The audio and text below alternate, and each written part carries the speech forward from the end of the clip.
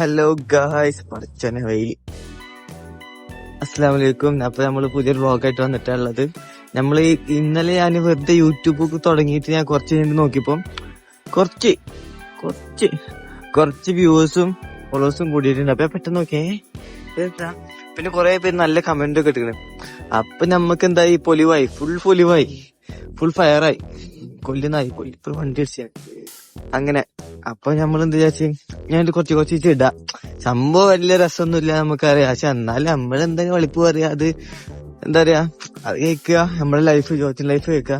ഇപ്പൊ ഞാൻ അതാ ജോർജിയ മെട്രോന്റെ അടുത്തൊക്കെ പോണത്. നമുക്ക് ടൂറിസ്റ്റ് ഉണ്ട്, നമുക്ക് കുറെ കണ്ടിന്യൂസ് ടൂറിസ്റ്റ് ഉള്ളതുകൊണ്ട് ഇങ്ങനെ വ്ളോഗും പിടിച്ച് നടന്നാല് അവര് വിചാരിക്കും ഇയാളത് എന്താണ്. അതുകൊണ്ടാണ് നമ്മൾ അത് എടുക്കാത്തട്ടോ. പിന്നെ അവരെ പേഴ്സണലി ഫോട്ടോസും വീഡിയോസും ഒന്നും എടുക്കാൻ സമ്മതിക്കൂല. ഒരു ടൂറിസ്റ്റ് അവർക്ക് പ്രൈവസി ഉണ്ടാവും, അതുകൊണ്ടൊക്കെയാണ് നമ്മൾ എടുക്കാത്തത്. അപ്പൊ എന്തായാലും നമ്മളിന്ന് ടൂറിസ്റ്റിനൊക്കെ പോണത്.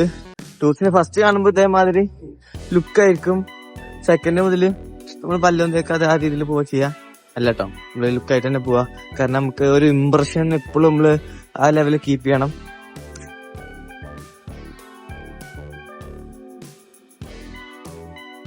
അപ്പൊ guys, happy new year, happy Christmas. എല്ലാവർക്കും നല്ലൊരു അടിപൊളി കൊല്ലമായിരിക്കട്ടെ. ഞാൻ അടുത്തത് പിന്നെ 2024 പോലെ തന്നെ ആയിരിക്കും. 2025 മാറ്റം വരാൻ പോണില്ല. പുതിയ റെസൊല്യൂഷൻ എടുത്തൊന്നും കാര്യമില്ല.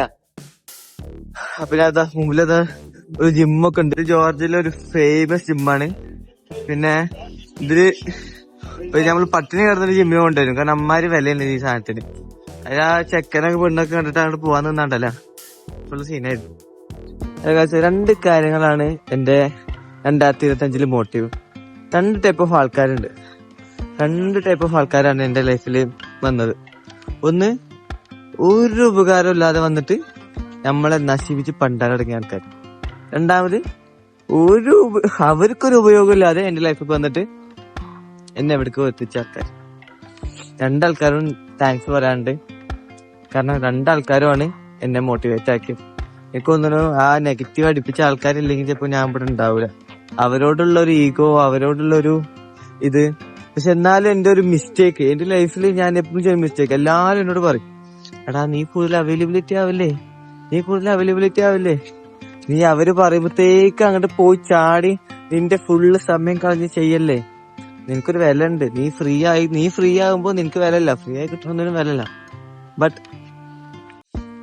പറ്റുന്നില്ല ഗൈസ്.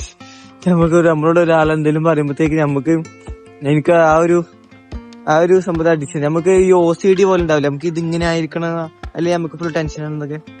അതേപോലെയാണ് നമുക്ക് ഒരാൾ എന്തെങ്കിലും പറയുമ്പോൾ ചെയ്തിട്ടില്ലെങ്കിൽ നമുക്ക് പിന്നെ ഒരു സ്വസ്ഥത കിട്ടില്ല. എന്തെങ്കിലുമൊക്കെ ആഗ്രഹമൊക്കെ ഉണ്ടെങ്കിൽ പറയാ, എല്ലാവരും നമ്മളെല്ലാവരും കൂടെ ഉണ്ട്. പിന്നെ അടിച്ചു പൊളിക്കുക, ഹാപ്പി ആയിട്ടിരിക്കുക. എന്തിനാണ് സങ്കടപ്പെട്ടിട്ടിരുന്നത്? സങ്കടപ്പെടുന്ന സമയത്ത് കരയണം കേട്ടാ, ഒരുപാട് കരയണം, എന്നാലേ അത് ശരിയാവുള്ളൂ. ഞാൻ ഇപ്പൊ താമസിക്കുന്നത് അവിടെയാണ്, വജർശാല മെട്രോന്റെ ഉള്ളിലാണ് കയറണം. ഇത് ഒരുമാതിരി ആൾക്കാരെ തട്ടിക്കൊണ്ടുപോകുന്ന സ്ഥലം, പോലത്തെ സ്ഥലം, ഉള്ളിലേക്ക് പോകണം.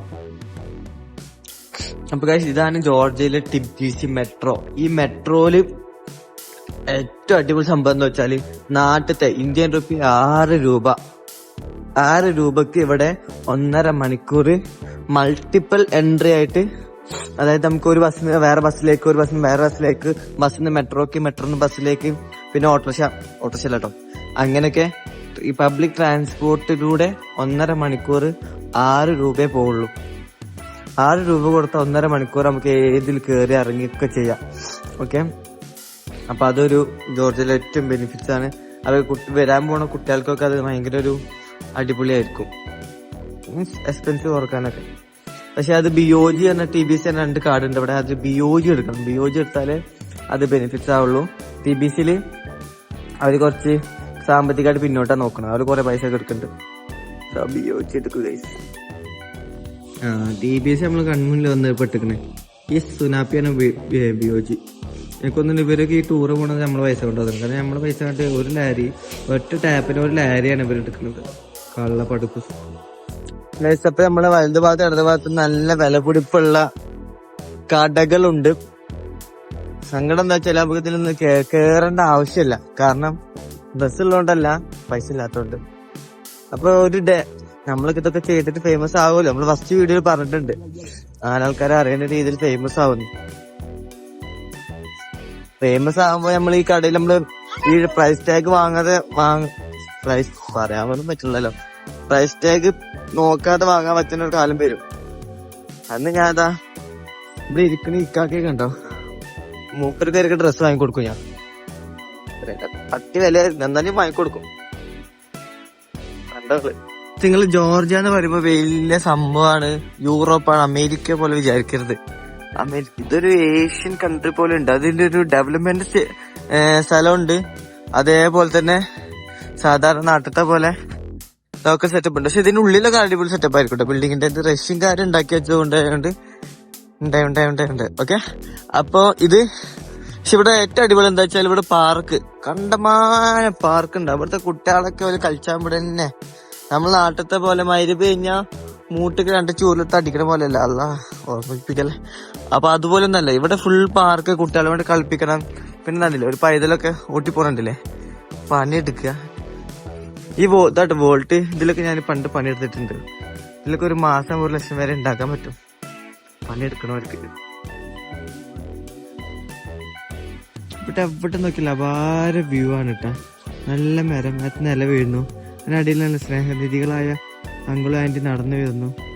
അതൊക്കെ നല്ല ഭംഗിയുള്ള കാഴ്ചകളാണ്. അപ്പൊ നിങ്ങൾ ജോർജിയനെ പറ്റിട്ട് എന്തെങ്കിലും ഡൗട്ടൊക്കെ ഉണ്ടെങ്കിൽ അത് അറിയണവരോട് പോയി ചോദിക്കണം. അത് എന്നോട് വന്ന് ചോദിക്കൂ, എനിക്ക് അറിയണതാണെങ്കിൽ ഞാൻ പറഞ്ഞുതരും. ഓക്കെ, ജോർജിയൻ എന്താണ്, എങ്ങനെയാണ്, ഞാൻ അഡ്മിഷനെ കുറിച്ചിട്ടാണെങ്കിലും, ഇവിടുത്തെ സ്ഥലങ്ങളെ കുറിച്ചിട്ടാണെങ്കിലും, ഇവിടുത്തെ വൈബിനെ കുറിച്ചിട്ടാണെങ്കിലും, ഇവിടുത്തെ കുറിച്ചിട്ടാണെങ്കിലും ഒക്കെ ഈ ഷായ പറഞ്ഞുതരും. ഓക്കെ, അറിയണ കേട്ടോ. ഞാൻ അറിയാത്ത കാര്യങ്ങളാണ് നിങ്ങൾക്ക് അറിയണമെങ്കിലും ഞാൻ അറിയണ പോലെ അഭിനയിച്ച് ഞാൻ പറഞ്ഞുതരും. അതൊന്നും നിങ്ങൾ സങ്കടപ്പെടണ്ട, എല്ലാം നമ്മൾ സെറ്റാക്കി തരും. ഓക്കെ.